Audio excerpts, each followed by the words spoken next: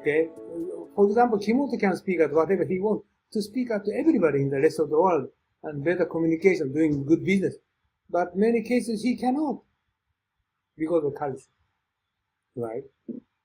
Or most of the problem is Takashi is currently sticking to the business in Hanoi today and meeting with government with the Vietnamese, but he has always problem. And he just got most problem is communication with headquarters, not the local people, right? Right. So if you're saying that Japanese society should westernize, or basically it's enough that 500,000 Japanese will lead the way to globalize Japan, that's going to be a very difficult road for these 500,000 people if the rest of society doesn't follow suit. If the rest of society is not globalizing as well, maybe not at the same speed, but I think there is a general need for everybody to globalize and start embracing the idea that we are not impossible. Okay, even if he just graduated American university, European university, he cannot do that. Okay, so what I'm focused on 500,000 people, he should study global people negotiation, communication, but also with local people negotiation. Both sides, he can get skill and understand and the gap of those, bridging those people. Those kind of people 500,000. Okay, if I'm American, more easy. Okay, I can doing business with European people, just simple. I don't thinking about headquarters what they're thinking about. Okay, I did this job, I saw this qualified job, just all. But Japanese case is not cannot do that. Also, the European people negotiation, but also headquarters people negotiation. Double work, we should do that. This is our, this is 500,000. 130 million is impossible. Okay, can they speak English? No, 100 years later, still they cannot. Okay, if going to current situation going next 10 years, 20 years, Japanese want to go into waging war against some country because local people do not understand, like your country people do not understand Russian people, so they're going to start waging war. This is Japanese history. We told that. We studied that. So this is my mindset. It's not easy, but there are many people, Japanese people can start to study English. No kidding. Even I make an effort for after finishing Accenture and 13, 14 years I study English, and also 4 years I just discuss with you every week. Still I have a lot of difficulty to understand Western and European people, as you know, right? But ordinary people can, okay, just like Uniqlo or Rakuten, they decided to start to speak English and every employee. No, they cannot. Superficial. The first step. Yeah. It's the first step. It's a starting point because, like the capacity to actually communicate with each other is one thing, but the capacity to communicate doesn't make you an effective communicator. So the next step is to understand cultural differences, backgrounds, philosophy, history, and everything else. So it's really like a transportation layer. In terms of IT, it's the network, but it's not the computer, and it's certainly not the software. When you are learning English, it's just the basic layer that you need in order to communicate from one computer to the next. But you need the hardware and you need the software as well. Otherwise, you will not be able to be effective communicators. I understand. I don't deny you. Okay, I don't deny you. But I worked with American company more than 30 years. And first of all, you're going to start to study English and start to communicate in English.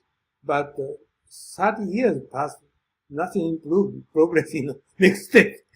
Okay, just only the communicate English. That even for 30 years, and just only communicate using English, but not more than that. None of improvement for the culture understanding, religious understand. Even it's big gap. Okay, actually big gap. Language, and you're going to communicate with your Dutch people's culture, big gap. Okay, study English. Okay, is part of total understanding your culture. I think less than 10%. 90% is Dutch history, Dutch culture. What you're thinking. It's very difficult, even if you're going to make an effort. And I discussed with you debate with you for 4 years, but still, like this morning, I didn't know that Socrates has kind of sort of idea 2,500 years. It is fundamental of current European culture, but I didn't know that. The sort of thing I find every time many issues. This, I think actually your wife is Japanese, but you never discuss with your wife, even she's, you try to whole day living with you, but because usually we don't have a chance to discuss at a deeper insight. Okay? And just daily life, okay, just daily life, you don't need to communicate more deeper side. So what I'm trying to do that, I try to discuss with you more deeper side. Okay? I want to touch in deeper side. So mutual understanding, then I'm going to let the other people, that's the reason I'm going to start YouTube. Okay? We try to give them information. I had to write a book, and we're going to share. Not good enough. This is not good enough. But I tried to reach to the Negro people. This is not enough currently your situation, but they never understand what I saw. Not easy. Okay. Looks like that's okay. I study English. It's good enough to understand American people, European people. No kidding. Right?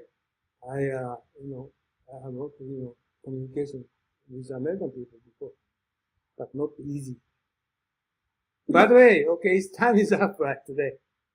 Yeah, it's 9 o'clock, and I need to go to a meeting at 10 o'clock, so I need to get moving. Thank you very much for today. Thank you for joining, Yuva. So what are you going to do this Saturday? Alain de Botton. Oh, continue. Okay, good. Okay. So yeah, so that's going to be fun. Yeah, I enjoy it. Okay, thank you. Yuva, thank you very much for joining today, okay? Thank you very much. Have a good week. Okay. Good week. Bye-bye. Bye-bye.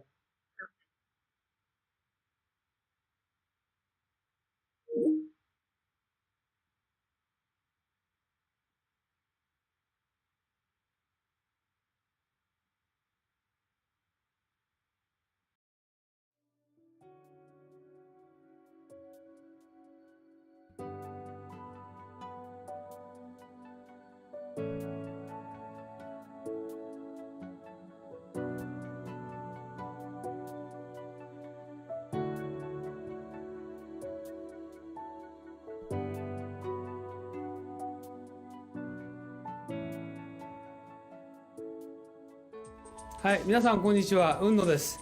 今日はですね、雲野塾の研修のプログラムをご紹介したいと思います。で、こういうふうなホームページありますけれども、ぜひですね、一度中身をご覧になっていただきたいと思います。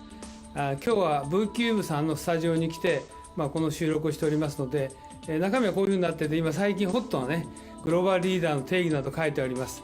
で、特に経団連が作成しました留学すれば英語ができて専門性を持つというだけではですね、グローバルリーダーになれないとここに書いてありますようにですね、仕事ができる専門性を持つ英語ができるだけじゃなくてですね、私どもの塾ではリベラルアーツということと、それからもう一つは孫子の兵を、さらにはですね、日本の歴史というものを合わせて教えることによって、皆さんが海外の欧米の方々と、もしくは華僑圏の方々と正々堂々と渡り合えるような人物を育成しようというふうなことを考えています。ここに次のスライドが出ておりますけれども、ここに書いてありますのはですね、さらに、私どもの雲野塾の中身につきましてはですね、欧米の資料しか使っておりません。また実際に雲野塾は英語でやっておりますので、英語の講師がこう話しておりますけど、学習はですね、日本の歴史をまだ教えてますので、